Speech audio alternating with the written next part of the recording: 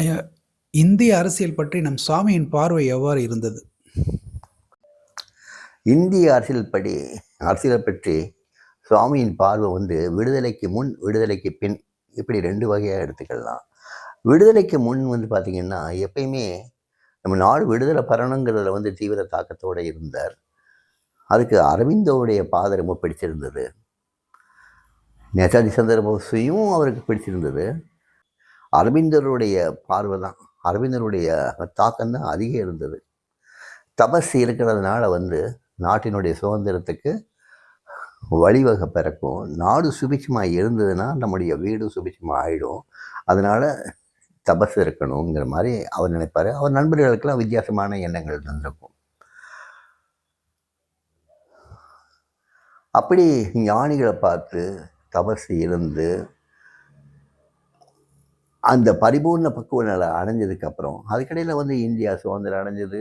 எத்தனையோ காரியங்கள் அதுக்கப்புறம் நடந்தது.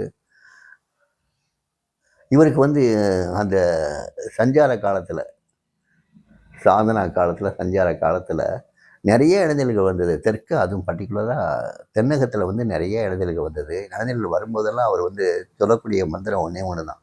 யாராவது வந்து இடைஞ்சல் பண்ணாங்கன்னா அவங்கள நேராக பார்த்து மகாத்மா காந்திக்கு ஜெய், ஜவஹர்லால் நேருக்கு ஜெய், இது 2 மட்டும் தான் சொல்லுவார்.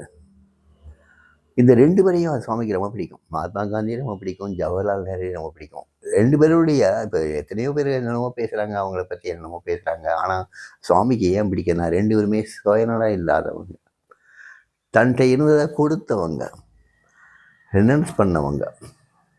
ஸோ அவங்க 2 பேரையும் பிடிக்கும். அவங்க அதுக்காக அவர் காங்கிரஸ் கட்சியை சேர்ந்தவரான்னு கேட்டிங்கன்னா இன்னும் அரசியல் நோக்கம் அவருக்கு கிடையாது, அரசியல் சார்பும் அவருக்கு கிடையாது. விடுதலைக்கு பின்னால் வந்து இந்த கட்சியை சேர்ந்தது, அந்த கட்சியை சேர்ந்ததுன்னு கிடையாது. அதனால் நேரடியான அரசியலில் வந்து சாமிக்கு பங்கு கிடையாது. ஆனால் நிறையா அரசியல்வாதிகள் சாமிகிட்ட வந்தாங்க.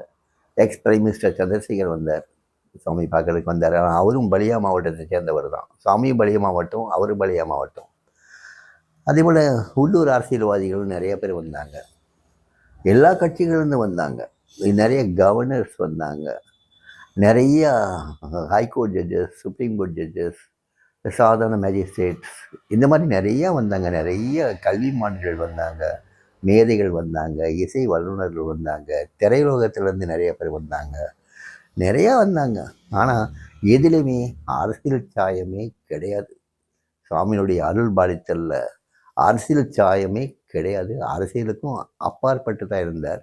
ஒரு சில பேர் வந்து அவர்கிட்ட வந்து கேட்கும்போது, நான் எலெக்ஷனில் நிற்கலாமான்னு கேட்கும்போது வேண்டான்னு சாமி சொல்லியிருக்கார். வேண்டாம், ஆன்ம சாதனை பண்ணுறவங்களுக்கு அரசியல் வாழ்க்கை வேண்டான்னு சாமி சொல்லியிருக்கார். அதுக்கு நேரடியாக உதாரணம் எனக்கு தெரியும். அதனால் அரசியலுக்கும் சாமி அரசியல் அவ்வளோ தீவிரமான ஈடுபாடு கொண்டவர் இல்லை. ஆனால் நாட்டுப்பற்றில் தீவிரம் கொண்டவர், நாட்டு தேச பக்தியில் ரொம்ப தீவிரமான ஒரு எண்ணம் கொண்டவர். அரசியலில் கிடையாது.